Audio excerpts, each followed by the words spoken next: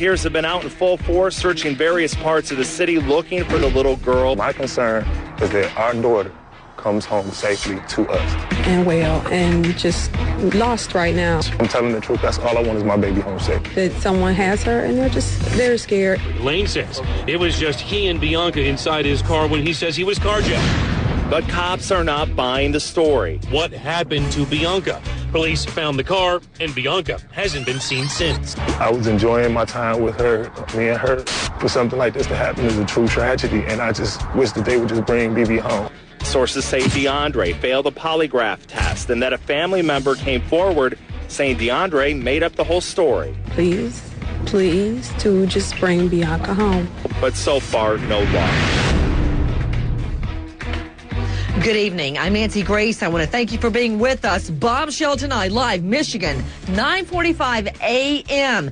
Daddy's driving along a busy thoroughfare with his 2-year-old little girl when suddenly, out of nowhere, the Mercury four-door carjacked by 2 unknown armed assailants. Broad daylight, 9:45 a.m. Daddy frantically calls 911. Within just 10 minutes, cops zero in on Daddy's car less than a mile away. The car in mint condition. The baby gone. Tonight, we reveal in the last hours, did Daddy fail a polygraph? We are live and taking your calls. Where is 2-year-old baby Bianca? What could be safer than driving along a busy thoroughfare with your dad behind the wheel? This little girl now missing. We are taking your calls, but first, straight out to John Hewitt, WWJ. John, what can you tell me? What do you know at this hour? Nancy, good evening. The latest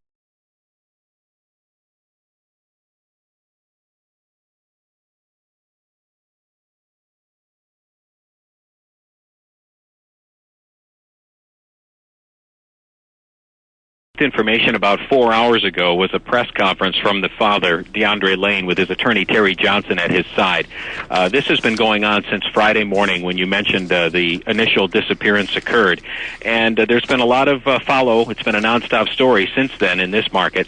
But Johnson prefaced, his attorney Johnson said that DeAndre Lane would not talk about the day Bianca disappeared. That was his open on this press conference today.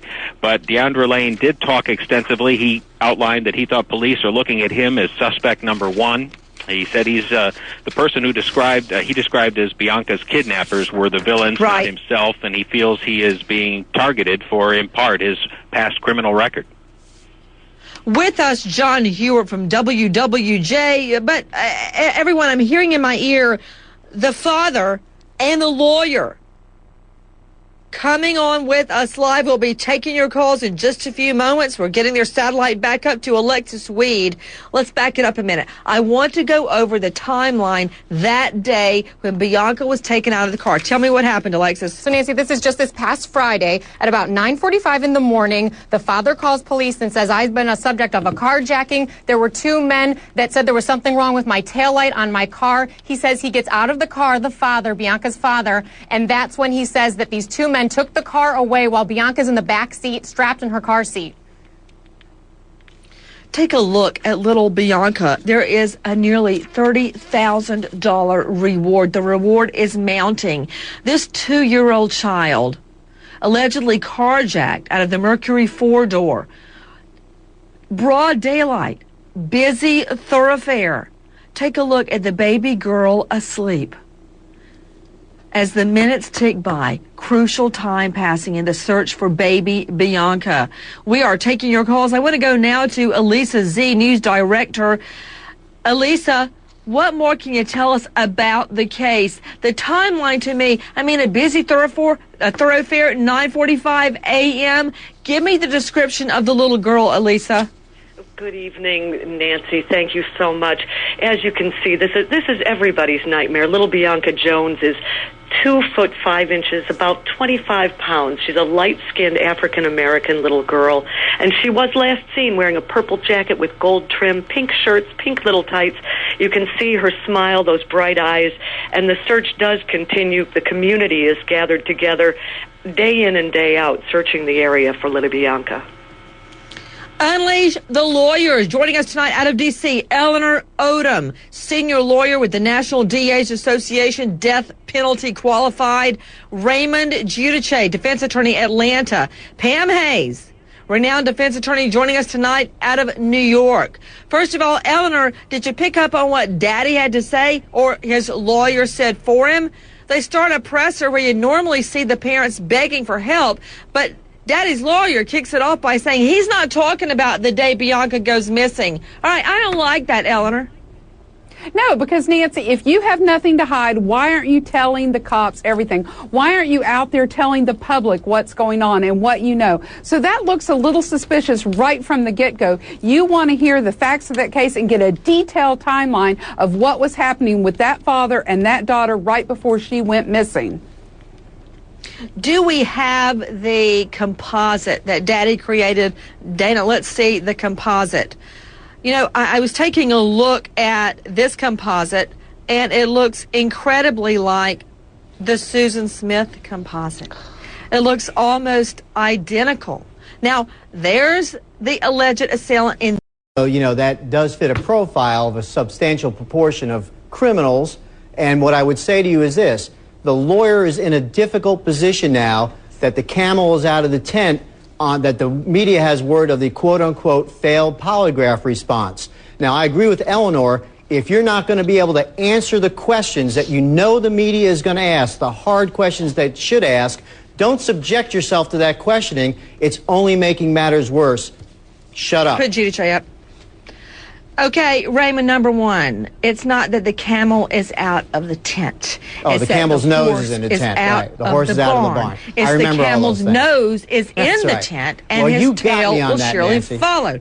Whatever. Pam Hayes, look, Pam, before you were a defense attorney in multiple jurisdictions, I know for a fact you were a felony prosecutor in inner city Atlanta, in the same office where I went right after you. I followed in your footsteps, Pam Hayes. Come on. A carjack, the car's found less than a mile away. And what is it? What is it, Clark? A 74 what? No, it's a Mercury Marquis. A Mercury Marquis, but what year? 2004. 84. 2004. Sorry.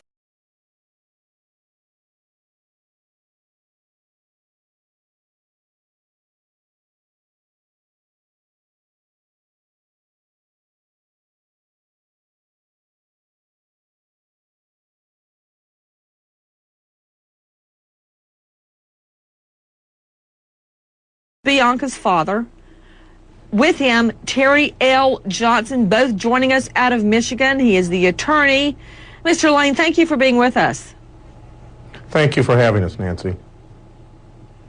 Mr. Lane, can you give me a description of the assailants, number one? That would be useful in trying to track Bianca down.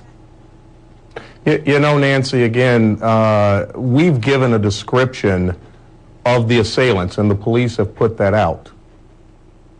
Okay, great. Can you give me the description tonight so the viewers can hear it? Mr. Lane. Well, again, Nancy, I'm not exactly sure. Don't you have a composite that you can post? Wouldn't that be better?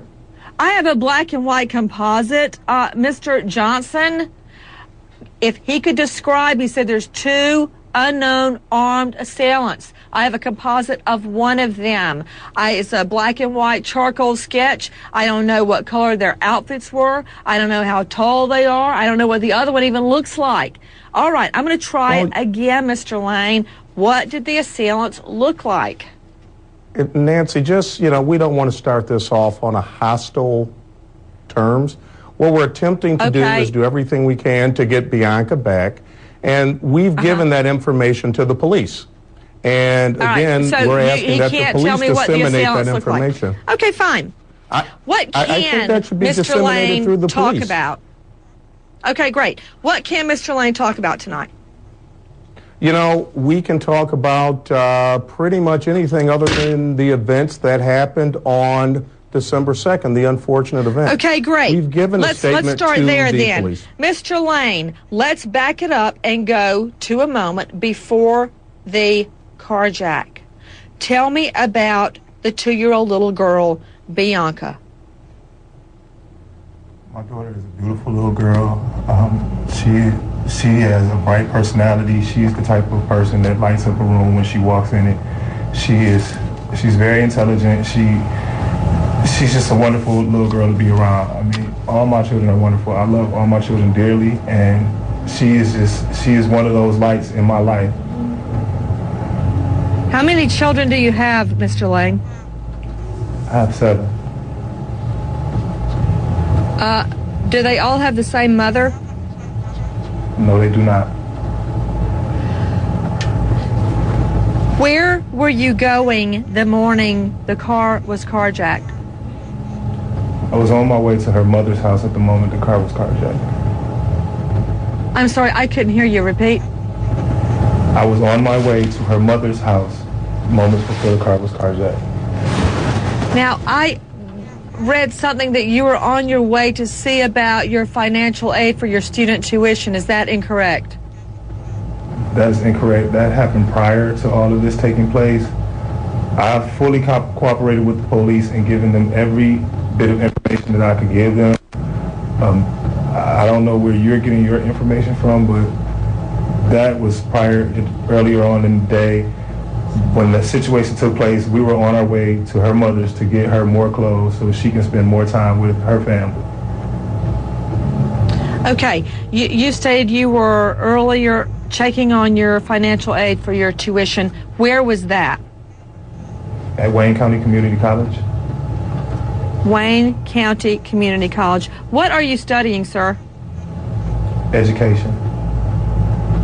And what is it that you would like to be? It was a toss-up between the social worker and the teacher, but as I look at the state of education in my city, I think that there's a need for more black males to step up and become educators. Okay, so you want to be a teacher. Mr. Lane, yes. Did you take Bianca into the building when you checked on your tuition? No, I did not. I never entered the building. As I told police, I gave them a full disclosure of all the events that took place up until the carjacking. They have this information. Okay, right. I couldn't understand what you said. I think you said you did not take her into the building to check on tuition because you yourself did not go into the building. Is that right? Yes, we did not enter the building. Okay, then how did you check on your tuition? I was on my way up there to check on my tuition. I realized that I left my briefcase at home, which had the other paperwork that I needed to file for my financial aid. Okay. Now, does this mean that you were then bypassing the briefcase and bypassing the tuition and going to get Bianca some more clothing?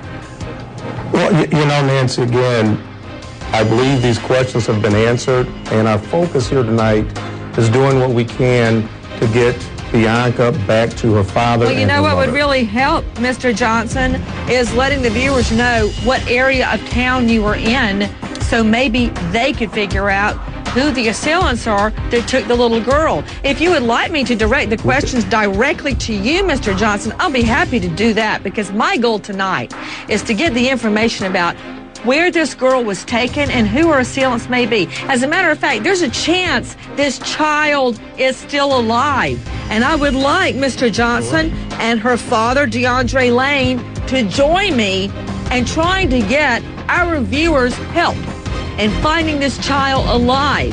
The tip line, 313-596-2260. There's a nearly $30,000 reward.